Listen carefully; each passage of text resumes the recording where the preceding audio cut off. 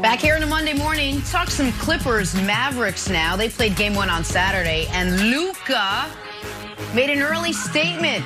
I'd call it a statement, 31 points. But wait, there's more. Youngest player ever to post a playoff triple-double on the road.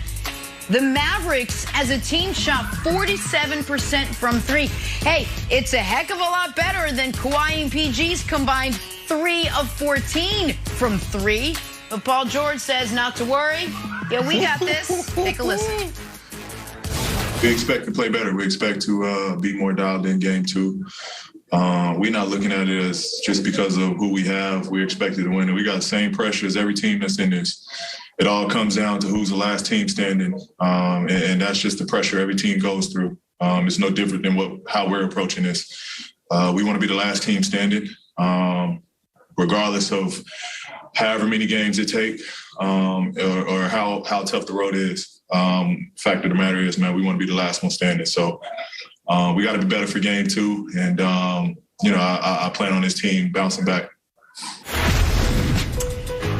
Nick, I'd imagine this came as a bit of a surprise to Clippers fans. How should those fans feel? Totally fine? Slightly concerned? Maybe panic mode? How should they be feeling this morning? Oh, somewhere between panic, more than concern, not yet panic. But same old story, same old Clippers. Got a fourth quarter lead, and then it's gut check time.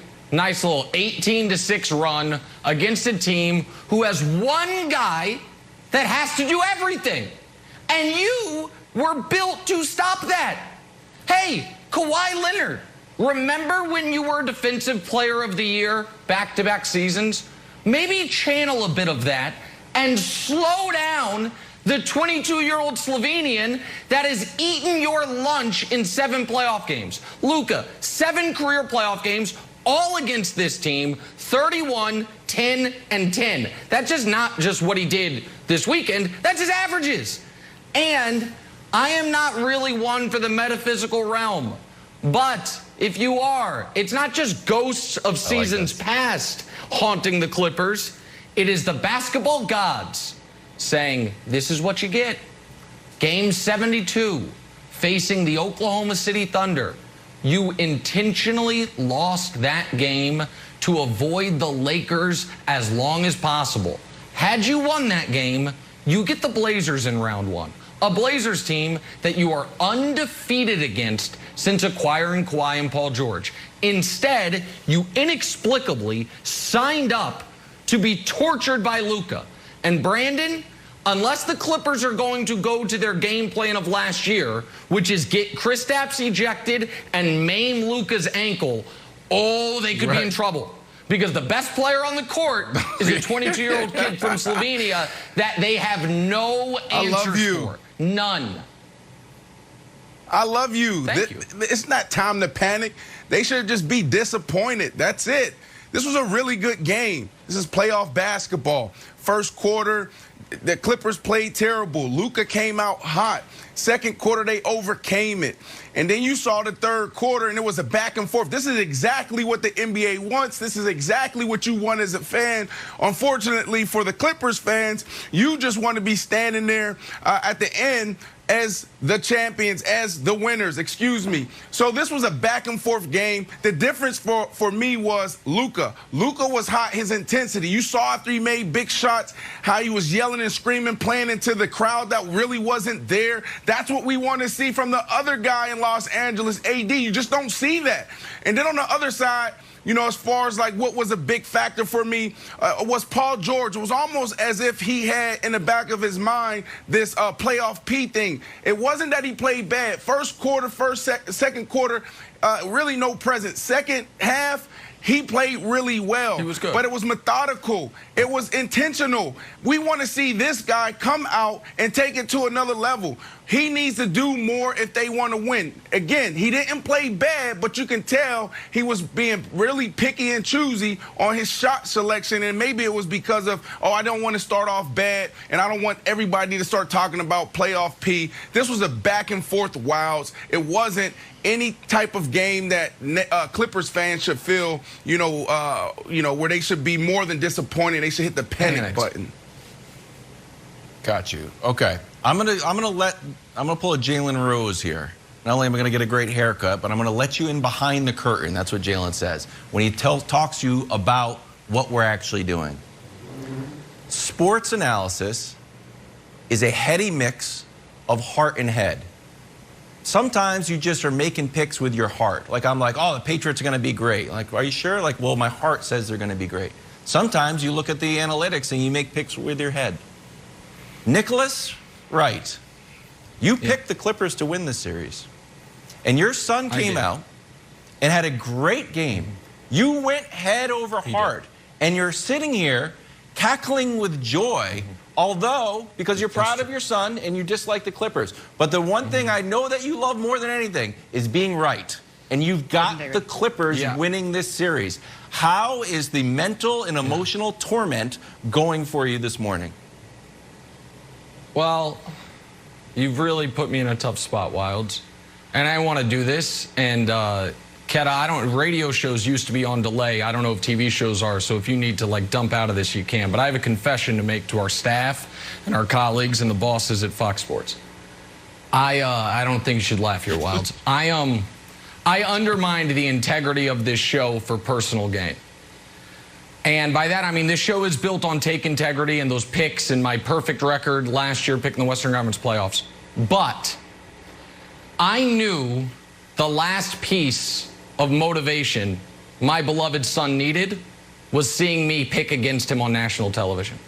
And I said, you know what? I got to do it for him. I owe it to him. And so that pick, I'm not saying I didn't believe in it. What I'm saying is that I put aside the, blood over water, as they say, blood's thicker than water. And I felt I know Luka. And what he needs is the people who love him the most to doubt him the most. So when I said the Clippers were going to win, of course he sees that. And he says, oh, really, Dad? Okay, let me go drop 31, 10, and 11 on their heads and torture them. And Brandon, I do have a question for you.